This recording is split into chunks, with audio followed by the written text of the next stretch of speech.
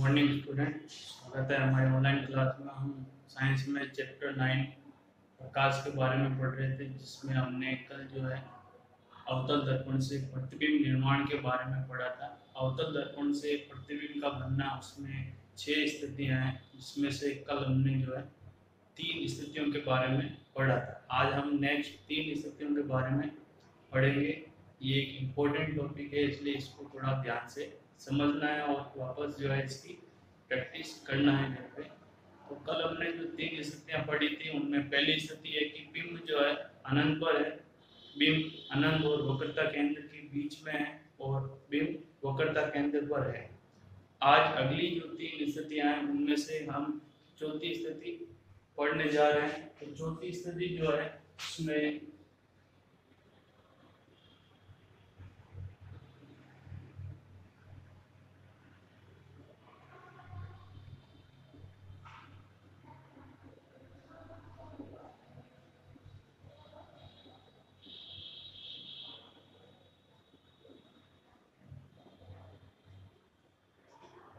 यहाँ पर बिंब की स्थिति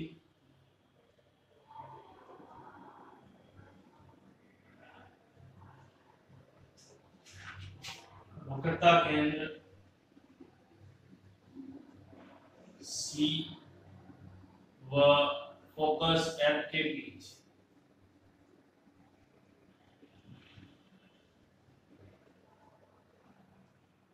तो यहाँ पर जो है बिंब की स्थिति दे रखी है वक्रता केंद्र सी और फोकस एफ के बीच में। जब बिंब रखा हुआ हो तो उसका प्रतिबिंब किस प्रकार बनेगा, तो यहाँ पर हम देखेंगे कि इस प्रकार से ये अवतल दर्पण है,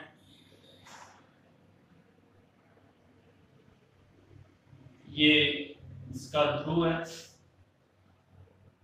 और ये मुख्य अक्ष है। यहाँ पर ये फोकस है और ये वक्रता केंद्र है सी। बिंब की स्थिति क्या है? वक्रता केंद्र और फोकस के बीच। यहाँ पर ये बिंब है, इस तरीके से बिंब को दर्शाएंगे। ये भी बिंब है जो सी और एफ के बीच में स्थित है। इससे प्रतिबिंब बनाने के लिए 2 प्रकाश किरणें अपने को बनानी है। तो पहली प्रकाश किरण जो है मुख्य अक्ष के समांतर इस तरीके से जाएगी और यहाँ से परावर्तन के पश्चात जो प्रकाश किरण मुख्य अक्ष के समांतर जाती है, वो परावर्तन के पश्चात फोकस से होकर निकलती है। तो ये जो है एफ से होकर के निकली। दूसरी प्रकाश किरण एफ से होकर गुजरेगी इस तरीके से, और ये यहाँ से परावर्तन के पश्चात, तो यहाँ पर एक परावर्तित किरण यह है और दूसरी परावर्तित किरण यह है। ये दोनों परावर्तित किरणें इस बिंदु पर एक दूसरे को काट रही है। तो यहाँ पर जो है वस्तु का प्रतिबिंब बनेगा। प्रतिबिंब ए डैश बी डैश, ये प्रतिबिंब है और ये बिंब है। तो इस तरीके से अपने को प्रतिबिंब बनाना है। ये अवतल दर्पण है, ये मुख्य अक्ष है, वस्तु को सी और एफ के बीच में वस्तु रखी हुई है। यहाँ पर इसे एक प्रकाश किरण समांतर गुजारनी और एक फोकस से होकर गुजारनी है। समांतर वाली प्रकाश किरण परावर्तन के पश्चात फोकस से होकर जाएगी और जो प्रकाश किरण एफ से होकर आ रही है वो यहाँ से मुख्य अक्ष के समांतर हो जाएगी और दोनों परावर्तित किरणें यहाँ पर काट रही है। तो यहाँ पर इसका प्रतिबिंब बनेगा। अब अपने को प्रतिबिंब के बारे में बताना है कि जो प्रतिबिंब बना वो कैसा है। तो प्रतिबिंब में 3 चीजें आपको बतानी है: स्थिति, आकार और प्रकृति। स्थिति, आकार और प्रकृति। स्थिति बतानी है कि ये सी से बाहर की तरफ है, तो इसको बताना है सी से परे। सी से परे। आकार, बिंब से बड़ा, बिंब से बड़ा और प्रकृति वास्तविक व उल्टा, वास्तविक व उल्टा प्रतिबिंब बन रहा है। तो ये जो है इसमें चौथी स्थिति है। इसके बाद में नेक्स्ट पांचवी स्थिति आपको बतानी है।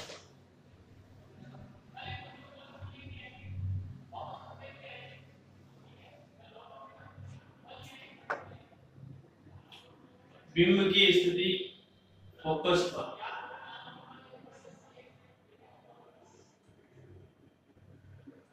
फोकस एफ पर बिंब जो रखा हुआ है, इससे प्रतिबिंब किस प्रकार से बनेगा, कहां पर बनेगा, उसके लिए हम यहाँ पर जो किरण चित्र बना रहे हैं इस प्रकार से।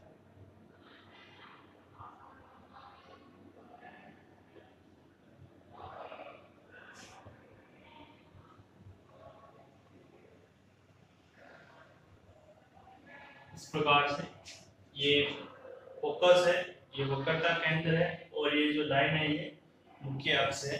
अब बिंब कहां पर रखा हुआ है, बिंब एफ पर रखा हुआ है। तो ये जो है बिंब एफ पर रखा हुआ है।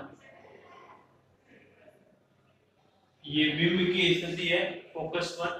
अब यहां से एक समांतर किरण गुजारनी है जो यहां से परावर्तन के पश्चात एफ से होकर गुजरेगी। ठीक है। अब बाकी जो प्रतिबिंब है उसमें हम प्रतिबिंब बनाने के लिए दूसरी प्रकाश किरण एफ से गुजार रहे थे, लेकिन यहाँ पर बिंब जो स्वयं एफ पर रखा हुआ है, तो दूसरी प्रकाश किरण हम यहाँ पर नहीं बना सकते हैं।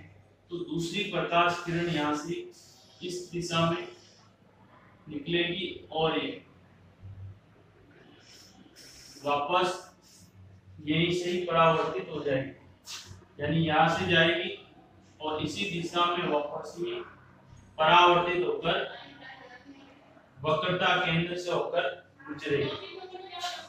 तो हम यहाँ पर देखेंगे कि ये दोनों परावर्तित किरणें जो है, ये परावर्तित किरणें एक दूसरे के समांतर हो जाती है। परावर्तित किरणें एक दूसरे के समांतर हो जाती है। तो बिंब जो है जब फोकस पर रखा हुआ है, तो यहाँ पर आपको दोनों परावर्तित किरणें एक दूसरे के समांतर प्राप्त होती। तो यहाँ पर जो है प्रतिबिंब कैसा बनेगा, प्रतिबिंब स्थिति, आकार और प्रकृति। स्थिति, आकार और प्रकृति। स्थिति जब दोनों प्रकाश किरणें जो परावर्तित किरणें एक दूसरे के समांतर होती है, तो इस स्थिति में वस्तु का जो प्रतिबिंब है वो अनंत पर बनेगा, अनंत पर बनेगा बहुत, और उसका जो आकार होगा वो बिंब से बहुत बड़ा होगा, बिंब से बड़ा, यानी बहुत बड़ा होगा बिंब से, और वास्तविक व उल्टा, वास्तविक व उल्टा प्रतिबिंब बनेगा। तो ये जो है पांचवी स्थिति है जिसमें बिंब जो है फोकस पर रखा हुआ है, तो उससे जो है प्रतिबिंब इस प्रकार का बनेगा, और आपको इसके साथ में ये डायग्राम बनाना है। फिर लास्ट अवतल दर्पण में छठी स्थिति जो है, इसमें बिंब जो है फोकस और ध्रुव के बीच में, फोकस एफ व ध्रुव पी के बीच, फोकस एफ व ध्रुव पी के बीच में स्थिति है। तो इसमें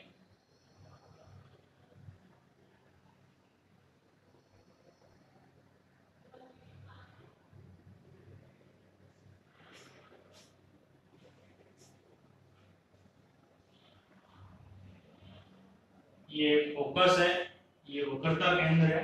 अब बिंब जो है एफ और पी के बीच में रखा हुआ है यहाँ पर, ये बिंब की स्थिति है। इस स्थिति में हम देखेंगे कि यदि हम यहाँ से मुख्य अक्ष के अगर समांतर किरण बनाए तो ये किरण इस तरह जाएगी और समांतर जाने वाली किरण फोकस होकर गुजरती है, लेकिन ये यहाँ पे बिंब रखा हुआ है तो ये किरण यहाँ से इसके बीच में से होकर के नहीं गुजर सकती है, इसलिए इसमें अपने को समांतर किरण नहीं बनानी है। इसमें हमें प्रकाश किरण इस प्रकार से बनानी है जो सीधी ध्रुव से टकराएगी और ध्रुव से टकराने वाली प्रकाश किरण उतने ही कोण पर परावर्तित हो जाती। दूसरी प्रकाश किरण अपने को वक्रता केंद्र से होकर गुजारनी है।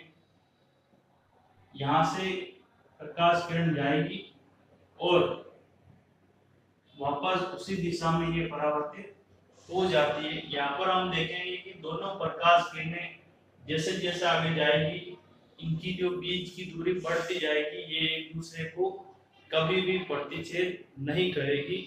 तो इस स्थिति में वस्तु का वास्तविक प्रतिबिंब नहीं बनेगा, वस्तु का प्रतिबिंब इस तरफ बनेगा नहीं। तो इस स्थिति में वस्तु का जो प्रतिबिंब है वो दर्पण के पीछे की तरफ बनेगा और हमें इसमें यहाँ पर इस तरीके से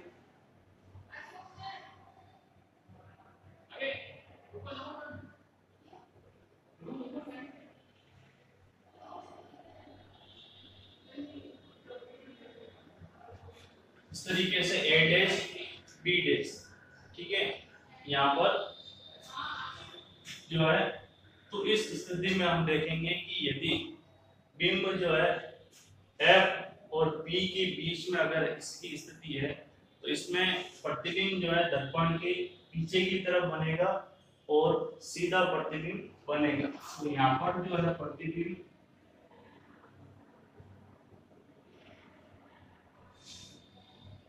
इसकी स्थिति, आकार और प्रकृति, स्थिति, आकार और प्रकृति। तो स्थिति इसमें बताना है दर्पण के पीछे, दर्पण के पीछे आकार इसका जो है बड़ा होगा, बिंब से बड़ा,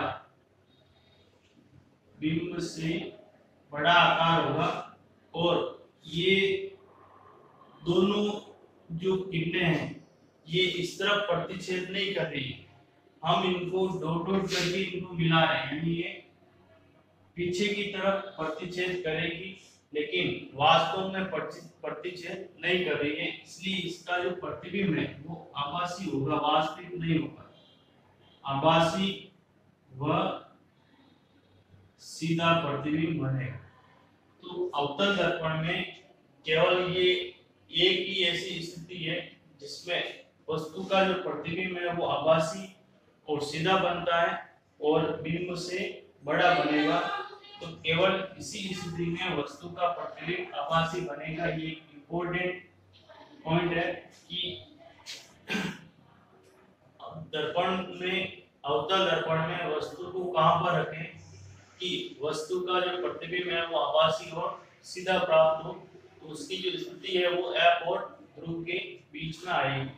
तो ये जो अवतल दर्पण से प्रतिबिंब बनने में ये 6 स्थितियां हैं, इनको ध्यान से वापस जो है इनकी प्रैक्टिस करनी है, ठीक है।